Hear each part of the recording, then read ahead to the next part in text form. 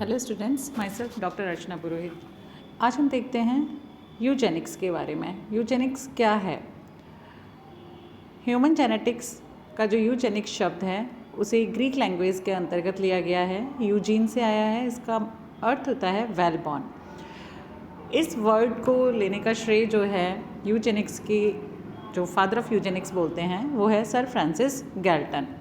Drosophila और micro organism आदि का अध्ययन किया गया था। जेनेटिकल जो कंसेप्ट है उनको समझने के लिए मनुष्य को इसलिए अभी बेटर ऑप्शन नहीं माना जाता है, क्योंकि कई ऐसे कंक्लूजन्स होते हैं जिनके लिए हमें एक लंबी जनरेशन का अध्ययन करना होता है। जनरली मनुष्य के फैमिलीज़ जो होती हैं छोटी होती हैं और उसमें हम हमारे जो भी हमें डिज़ायर्ड मीटिंग होती है वो नहीं करवा सकते हैं। मनुष्य की लंबी जो लॉन्ग लाइफ है वो भी इस स्टडी में बाधक होती है, तो लगातार कई पीढ़ियों तक हम इसका अध्ययन नहीं कर सकते हैं। साइंस की वो स्ट्रीम या वो ब्रांच जिसमें कि ह्यूमन जनरेशन की एक जनरेशन से दूसरे जनरेशन में विभिन्न कैरेक्टर्स के कैरियर का स्टडी की जाती है, वो ह्यूमन यूजेनिक्स कहलाती है। मेटाबॉलिज्म की जो इनबॉर्न एरर्स होती हैं वो जीन्स के द्वारा कंट्रोल होती हैं। इसका पता लगाया था ए.ई. गेराल्ड ने। उन्हें ह्यूमन जेनेटिक्स या यूजेनिक्स का फादर कहा जाता है।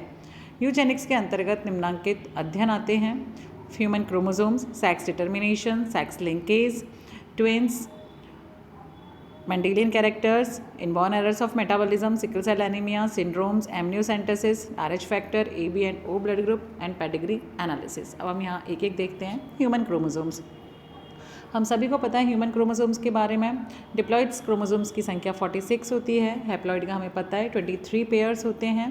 मियोटिक डिवीज़न के दौरान फर्स्ट स्टेज में हम देख सकते हैं कि ह्यूमन क्रोमोसोम को 7 ग्रुप्स में बांटा जाता है। ये हम इस लिस्ट में देख सकते हैं। 1 to 7 ग्रुप हैं। कौन सा क्रोमोसोम कौन से ग्रुप में आता है, चाहे मेल हो चाहे फीमेल हो। सोमेटिक और जर्म सेल्स में क्रोमोसोम की संख्या क्या होगी? 23 पेयर होगी, जिसमें सोमेटिक सेल्स के अंदर होंगे 22 क्रोमोसोम या 22 पेयर क्रोमोसोम्स, जबकि 1 पेयर क्रोमोसोम्स जो होते हैं वो सेक्स क्रोमोसोम कहलाते हैं। सेक्स क्रोमोसोम भी 2 प्रकार के होते हैं, X chromosome and Y chromosome. Male cells जो होती हैं, जर्म सेल्स, उनमें एक एक्स क्रोमोसोम होता है, एक वाई क्रोमोसोम होता है, जबकि फीमेल्स जो होती हैं उनमें दोनों एक्स क्रोमोसोम्स होते हैं। ये यहाँ पर लिस्ट दी गई है 7 ग्रुप्स की। इसमें पोजीशन ऑफ सेंट्रोमियर दी गई है, इडियोग्राम नंबर दिया गया है इनका, और डिप्लॉइड सेल में टोटल क्रोमोसोम्स जो हैं उनका नंबर दिया गया है। नेक्स्ट कैरेक्टर हम देखते हैं सेक्स डिटर्मिनेशन। ये हम पहले भी देख चुके हैं सेक्स डिटर्मिनेशन कैसे होता है। ह्यूमन के अंदर सेक्स डिटर्मिनेशन जो है क्रोमोसोमल अरेंजमेंट और हिट्रोग्रामेटिक थ्योरी के आधार पर किया जाता है। ह्यूमंस के अंदर मेल जो होता है वो हिट्रोगैमेटिक होता है, क्योंकि एक्स और वाई होते हैं, जबकि फीमेल जो होती है वो होमोगैमेटिक होती है। फीमेल में एक ही प्रकार के ओवम उत्पन्न होते हैं, जबकि मेल जो होता है वो 2 प्रकार के स्पर्म उत्पन्न करता है। फीमेल के जितने भी ओवम होंगे वो सारे के सारे केवल एक्स क्रोमोसोम प्रकार के होते हैं, जबकि मेल्स के अंदर आधे जो होते हैं वो एक्स प्रकार के और आधे जो हैं वो वाई टाइप के होते हैं। जाइगोट फॉर्मेशन में फीमेल गैमीट जो है, जो कि एक्स क्रोमोसोम होता है, यदि एक्स क्रोमोसोम वाले स्पर्म से कॉम्बिनेशन करता है तो एक्स कॉम्बिनेशन बनता है, जिससे कि फीमेल उत्पन्न होती है, और यदि एक्स ओवम जो है वो वाई स्पर्म के साथ फ्यूज़ होता है तो एक्स वाई कॉम्बिनेशन बनता है, जिससे कि मेल बनता है। सेक्स लिंकेज क्या है ये भी हम पहले देख चुके हैं। मोस्टली कैरेक्टर्स के जीन जो होते हैं वो सेक्स क्रोमोसोम पर स्थित होते हैं, इसीलिए अनेक उनकी किसी भी प्राणी में उपस्थिति जो होती है वो भी सेक्स के प्रकार पर निर्भर करती है। ये जीन्स जो होते हैं वो सेक्स क्रोमोसोम के साथ ही एक जनरेशन से दूसरी जनरेशन में जाते हैं, इसीलिए इन जीन्स को हम क्या कहते हैं? सेक्स लिंक्ड जीन्स कहते हैं, और इनके द्वारा जो वंशागति होती है उसको हम बोलते हैं सेक्स लिंक्ड इनहेरिटेंस। कुछ एक sex linked characters x chromosome पर और कुछ वाई क्रोमोसोम पर होते हैं। For example colour blindness, haemophilia, ये किस पर हैं? एक्स क्रोमोसोम पर पाए जाते हैं, जबकि हाइपरट्राइकोसिस, ईयर पिन्ना पर हेयर्स का पाया जाना जो है वो वाई क्रोमोसोम पर पाया जाता है। नेक्स्ट हम देखते हैं ट्विन्स क्या होते हैं।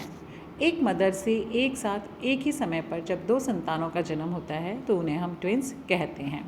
ट्विन्स जो होते हैं 3 प्रकार के होते हैं: आइडेंटिकल या मोनोजाइगोटिक, फैटर्नल या dizygotic and Siamese twins. Identical twins क्या होते हैं? एक ही जाइगोट से जो उत्पन्न होते हैं, एक ही जाइगोट है, कई बार कंडीशनली क्या हो जाता है, जाइगोट के 2 टुकड़े हो जाते हैं और वो दोनों टुकड़े जो होते हैं वो अलग अलग एम्ब्रियो का फॉर्मेशन कर देते हैं। ये दोनों जो होते हैं कैरेक्टर्स की दृष्टि से भी बहुत ही सिमिलर होते हैं, इन्हें मोनोजाइगोटिक कहा जाता है। आइडेंटिकल ट्विंस जो होते हैं हमेशा एक ही सेक्स के होते हैं, यदि फीमेल है तो दोनों फीमेल होंगी, मेल है तो दोनों ही मेल होंगे। इनका ब्लड ग्रुप सेम होगा। जनरली इनका नेचर, इनकी ब्रेन कैपेसिटी भी समानता ली हुई होती है।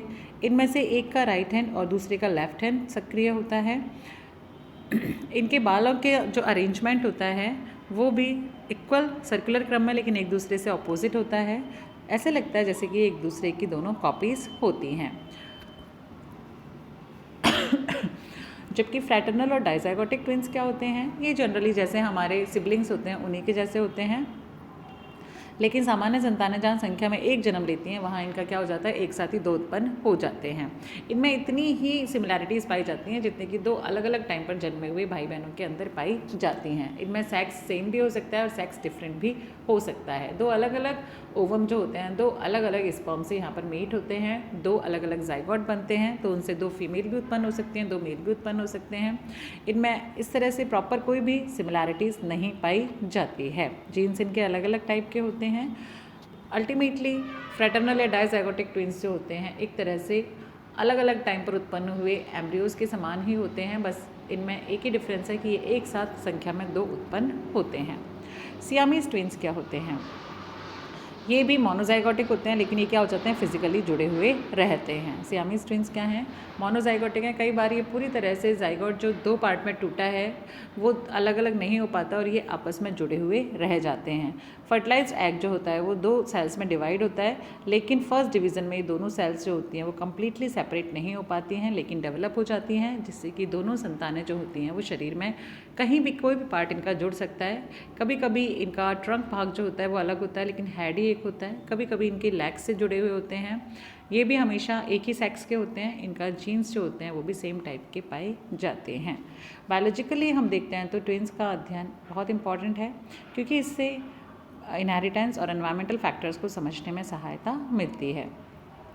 समान ट्विंस जो होते हैं जब अलग अलग एनवायरनमेंट में पाले जाते हैं तो उनमें वेरिएशंस आ जाती हैं। इसी प्रकार एक ही एग के दो भागों से उत्पन्न होने वाले ट्विंस यदि कुछ अंतर दिखाते हैं तो वो अंतर भी एनवायरमेंटल इफेक्ट के कारण ही होता है।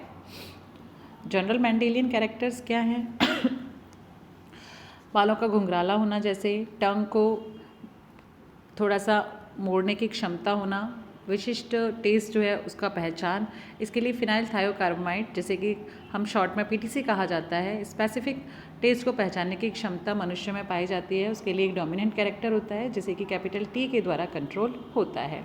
आईज का कलर ब्राउन कलर जो होता है ब्लू कलर पर डोमिनेंट होता है। स्वतंत्र और जुड़ी हुई earlobe. Inborn errors of metabolism, ये क्या हैं, ए गेरार्ड ने दिया था इसी इनबॉर्न एरर्स ऑफ मेटाबॉलिज्म, इसीलिए इसको फादर ऑफ बायोकेमिस्ट्री या ये इनबॉर्न एरर्स ऑफ मेटाबॉलिज्म के नाम से जाना जाता है। गेरार्ड ने फिनाइल एलानिन के डाइजेशन से संबंधित 3 मेन डिजीजेस का वर्णन किया था।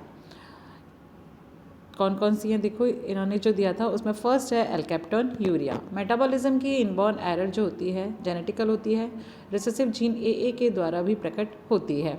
इस रेसेसिव कैरेक्टर के कारण होमोजेंटेसिक एसिड ऑक्सीडेज का फॉर्मेशन रुक जाता है, जिससे कि होमोजेंटेसिक एसिड जो कि टायरोसिन के बाई प्रोडक्ट के रूप में बनता है एसिटोएसिटिक एसिड में डेवलप नहीं हो पाता है, कन्वर्ट नहीं हो पाता है, जिससे कि ये एसिड ब्लड में इकट्ठा होता रहता है और यूरिन के साथ बाहर आता जाता है।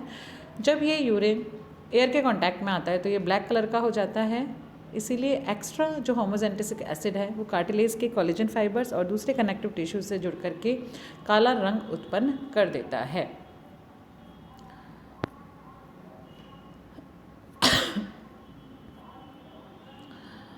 एल्बिनिज्म और सूरजमुखिता ये क्या होती है, इस जेनेटिकल डिजीज़ में स्किन, बाल, आइज़ पर मेलानिन पिगमेंट का अभाव हो जाता है। ऐसे रोगी प्राय सफ़ेद येलो कलर के तथा उनके हेयर और आइज़ जो होती हैं वो ब्राउन कलर के होते हैं। ये सूरजमुखी कहलाते हैं और लाइट के प्रति हाइपर सेंसिटिव होते हैं। ये मेटाबॉलिज्म के इनबॉर्न एरर के कारण होते हैं जो कि रेसेसिव जीन सीसी के द्वारा कंट्रोल होती है। इनके अप्रभावी जीन्स की उपस्थिति के कारण टायरोसिनेज नामक एंजाइम उत्पन्न नहीं हो सकता है, जिससे कि टायरोसिन को मेलानिन पिगमेंट में बदल जाने की क्रिया रुक जाती है। तो टायरोसिनेज एंजाइम जो होगा वो नहीं होगा तो टायरोसिन मेलानिन में कन्वर्ट नहीं होगा, जिससे कि एल्बिनिज्म उत्पन्न हो जाती है। Thank you student. Next part हम नेक्स्ट वीडियो के अंदर देखेंगे। यहाँ तक आपको कोई प्रॉब्लम है आप पूछ सकते हैं।